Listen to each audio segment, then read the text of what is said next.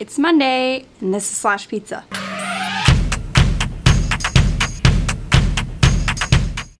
Hey everyone, and welcome back to yet another episode of Slash Pizza. I am, of course, Katie, and this week I want to talk about Game of Thrones, the best show on HBO. And don't give me any of that True Blood nonsense. Game of Thrones is so much better. If you don't know, Game of Thrones is a TV show on HBO on Sunday nights at 9 p.m. Eastern Time, and if you don't have HBO, you should either think about getting it or find alternate means of downloading this show because it is just that awesome. There's only one episode left in the season 2 of Game of Thrones, and the episode that was on last night, I want to talk a little bit about the differences between the book and the TV show, and there are quite a few. So the biggest difference between the TV show and the book from last night, and the book readers will understand this, if you haven't read the books, you definitely should, but the biggest difference was the chain that Tyrion had the blacksmiths crafting. It didn't make an appearance in last night's episode, but I still feel like the episode made for great TV. So the chain, let me explain a little bit about this chain.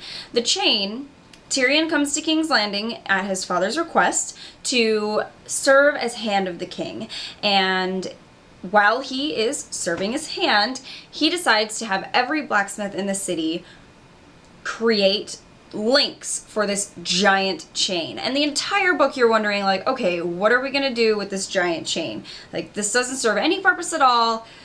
Who knows what's gonna happen? And as the book comes to its peak at the very end, at the Battle of King's Landing, you find out what the chain is for. So the chain ends up being pulled between two towers on either side of Blackwater Bay, and what it ends up doing is trapping Stannis' ships at the mouth of the bay.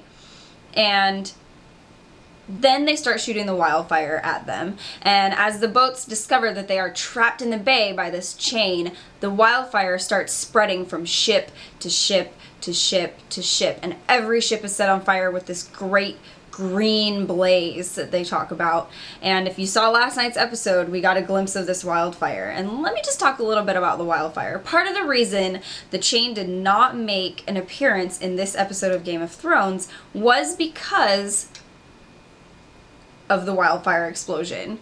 So in the episode, an empty ship floats out into the bay, and you get a glimpse of the back of it, and it's leaking something that looks a little bit like antifreeze out of the back, but they didn't have antifreeze in Westeros. They had wildfire, and it's some crazy nonsense. So wildfire is leaking out of the back of this ship, and Davos realizes it at the last minute and realizes it's too late and tries to get his ship to safety as quickly as he possibly can. And we get this glimpse of Bronn and his crazy, amazing arrow shoot across the bay into the stream of wildfire that is in the river. And holy crap, that explosion. Holy crap. That explosion was so good that I can't even feel upset that Daenerys' dragons were stolen randomly at the last 2 episodes of the season, and we didn't have a chain, which was supposed to be in the book but not in the TV show, and like all of these things that were kind of off from the book. So in the book, Daenerys' dragons don't get stolen. But because the dragons take up such a huge portion of the CGI budget, they had to cut them out, I'm guessing, so that they could have the crazy wildfire explosion at the end of this last episode. And honestly, it was worth it. It was so worth it.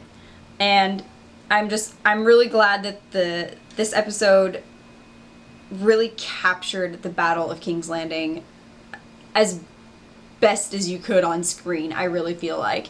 And there's a few things that go on in the background during the battle, because all of the women can't go out and fight, because they didn't back then, or in mythical Westeros land, whatever.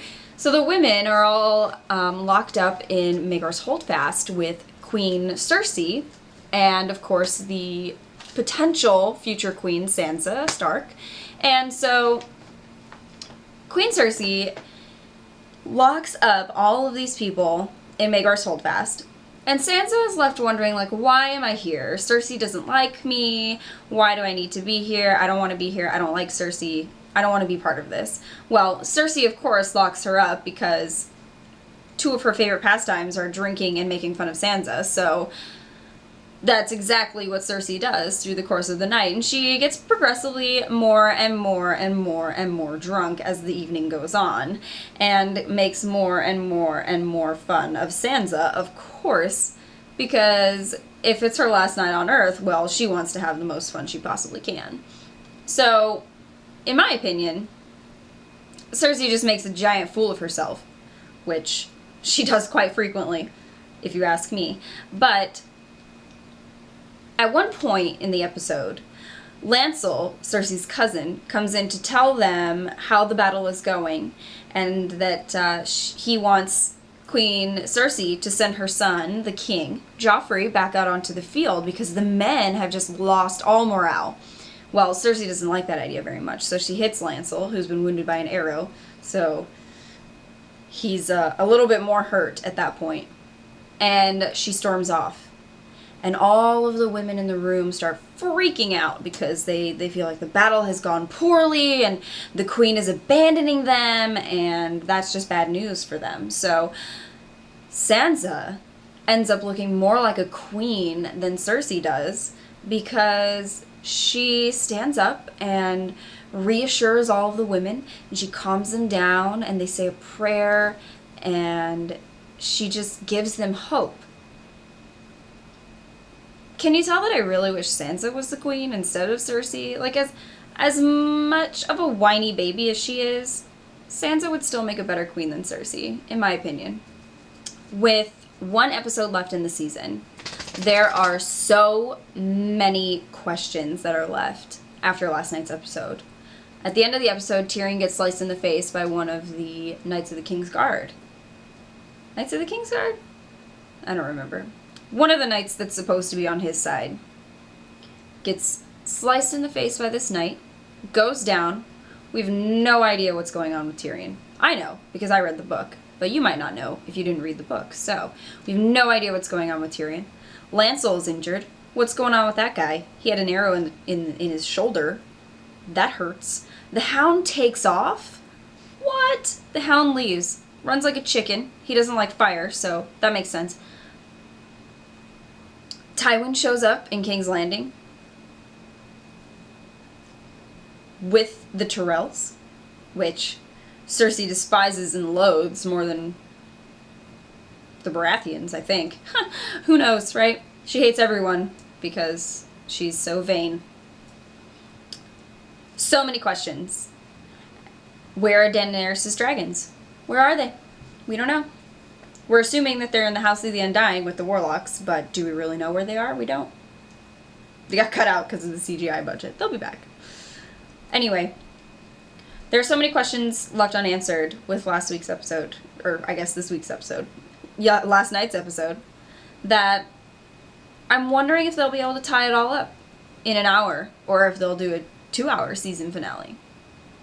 All signs point to a 1-hour season finale, but I'm curious to see how they'll tie it all up to end the season.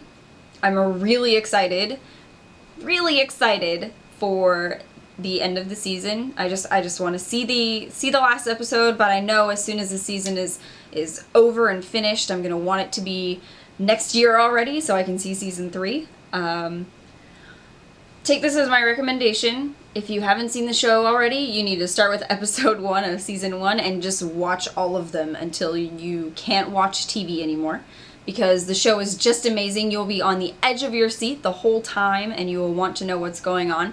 If you haven't read the books and you're not really a TV person, I highly recommend reading the books because they are fantastic.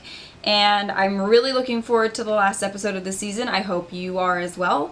That's all I have for this week on /Pizza. Tune in next time and we'll talk more nerd stuff. Bye, everyone!